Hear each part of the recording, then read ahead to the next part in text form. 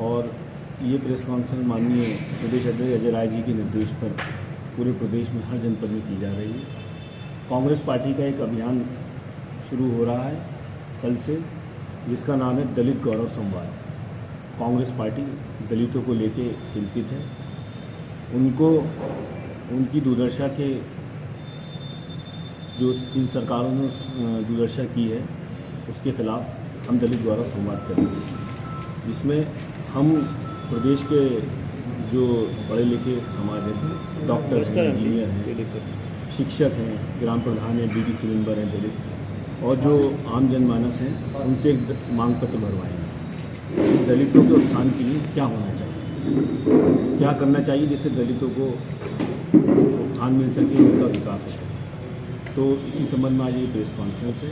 हम ये 26 नवंबर तक ये अभियान चलेगा और जिसकी शुरुआत कल से होगी। हम हर गांव में जाएंगे, वहाँ रात्रि पंचायत भी करेंगे। हर गांव में रात्रि पंचायत होगी और दलितों से सीधा संवाद होगा, उनका मांग पत्र बनाया जाएगा। उन मांग पत्रों में जो मांगे होंगी उनकी, उन्हें आने वाले लोकसभा चुनाव में मैनिफेस्टो में कांग्रेस लाएगी और उन मांगों को पूरा करेगी सरकार। दलितों के उत्थान की बात की है, उसी में उन्होंने कांग्रेस ने आज़ादी के बाद से आरक्षण के तहत दिया कि जो गरीब पिछड़ा वर्ग था उसको आरक्षण दे करके उनको उत्थान की बात की। आज कहीं ना कहीं भारतीय जनता पार्टी के शासन में ये सब चीज़ दबी हुई है। तो इन सब चीज़ों को लेकर के हमारे शीर्ष नेतृत्व ने ये तय किया कि सभी कांग्रेसियन दोबारा से हम लोग इस अलग को जगाएंगे कि दलितों को कहीं शोषण नहीं हो, दलितों के उत्थान की बात हो, और उसी में मांग पत्र भरवाने की कि जो एक दलित समाज का जो पिछड़ा वर्ग में से जो पढ़ा लिखा वर्ग है, डॉक्टर है, वकील है, टीचर्स है, अध्यापक है, उन लोगों से हम विचार विमर्श करेंगे और उनसे एक मांग पत्र भरवाएंगे कि हम और दलितों के उत्थान के लिए क्या अच्छा कर सकते हैं। इन सब चीज़ों को लेकर के हम लोगों ने तय किया है कि हमारे शीर्ष नेतृत्व की जनपद के जो 20 बड़े गांव दलित समाज के हैं उनके बीच में जाकर के उनके विचारों से अवगत हो और उन विचारों को लेकर के उनसे मांग पत्र भरवाएं और उनको हम ऊपर तक पहुंचाएं, जिससे कि जो भी आज की तारीख में पिछड़ा वर्ग रह गया है, जो पिछड़े दलित वर्ग रह गए हैं और जिनका उत्थान किसी वजह से नहीं हो पाया है, जिनका ये अभी भी दबे हुए हैं, तो उनको कैसे किस तरीके से उनके विचारों को लेकर के हम अवगत कराएं और उस पर एक रूपरेखा तैयार करके आगामी जैसे भी। और आज जिस तरीके से देख रहे हैं भारतीय जनता पार्टी ने किस तरीके से पूरे देश में एक हाहाकार, एक बिल्कुल तानाशाही का जो माहौल बना रखा है, तो और उसमें खास तौर से दलित वर्ग ज़्यादा पीड़ित है, तो उनको उत्थान के लिए रूपरेखा तैयार की गई है। उसी को लेकर के हम लोग बहुत बड़ी दोबारा आज़ादी की लड़ाई 2024 में होगी। आज जिन कुर्बानियाँ दी थी हमारे आबा अजदाद ने और इस मुल्क को अंग्रेज़ों से निजात दिलाई थी, आज जनता के द्वारा चुने हुए लोगों ने अंग्रेज़ों को भी पीछे छोड़ दिया जुल्म में। तो आज हमारी पार्टी और ख़ास तौर से हमारे जो जननायक हैं राहुल जी, वो पूरे हिंदुस्तान में आज लीड करेंगे। जितनी भी पार्टियां हैं उनके साथ साथ चलेंगी, मगर वो लीड करेंगे। लीड माने लीडरशिप उनके हाथ में होगी।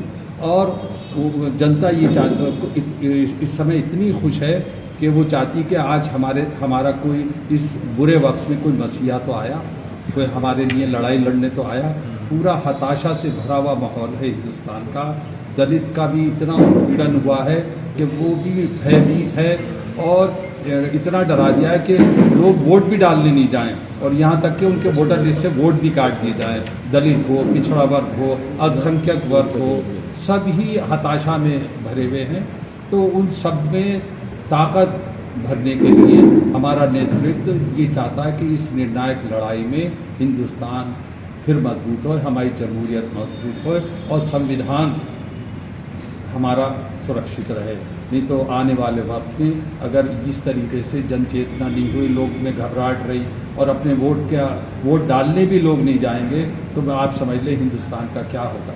ये हैं, अल्पसंख्यक हैं, सबको जोड़ रहे हैं, सबको, क्योंकि ये लड़ाई जो है खाली अकेले पे नहीं लड़ी जा सकती, जनता के वोट के द्वारा। हमारे संविधान ने सबसे बड़ी बात यह है कि चाहे कोई बड़ा है या छोटा है या दरमियानी है या हिंदू है या मुसलमान या सिख ईसाई, सबको वोट का एक अधिकार दिया है कि अपने वोट के ज़रिए अपनी पसंद का प्रतिनिधि चुने। मगर आज हालात ये हैं, जिनको चुना है वो कहते हैं ये कुछ नहीं, जो हम चाहेंगे वो होगा। तो आज लड़ाई जो है दूसरी आज़ादी की लड़ाई है। इस लड़ाई में सभी को एकजुट करने का काम हमारे जननायक राहुल जी कर रहे हैं। चुनाव से पहले ईडी और सीबीआई की छापेमारी मुहिम चल रही है, क्या मानते हैं इसको, किस तरीके से देखना चाहते हैं? वही हम आपसे कह रहे हैं, अभी हमने यही दोहराया कि हमारा वोट देने का अधिकार भी छिन जाएगा। ये ईडी और सीबीआई तो इतने मायने नहीं रखते। जिस दिन आपका वोट का अधिकार छिन जाएगा तो मैं समझता हूँ गुलामी की जंजीरों में दोबारा हम जकड़ जाएंगे और मुल्क का बहुत नुकसान होगा। अच्छा, आप शहर विधायक रह चुके हैं, आपको मालूम है रामपुर में 3 दिन का महोत्सव मनाया गया था। रामपुर रजा लाइब्रेरी के 250 साल पूरा ज़िला जो है डेंगू की जद में है, बीमार है, अस्पतालों में सुविधा नहीं है, बेड अवेलेबल नहीं। क्या कहना चाहते हैं इस तरीके से? इसमें हम क्या कहें, जब मणिपुर में हमारी बहन बेटियों को नंगा सड़क पे परेड कराया जा रहा हो और हमारे प्रधानमंत्री ने एक शब्द भी नहीं कहा, तो क्या होगा? वो तो हर जगह उत्सव ही मना रहे हैं, ये उत्सव ही कर रहे हैं। तो उत्सव तो इस वक्त नहीं, हमें शर्मिंदा होना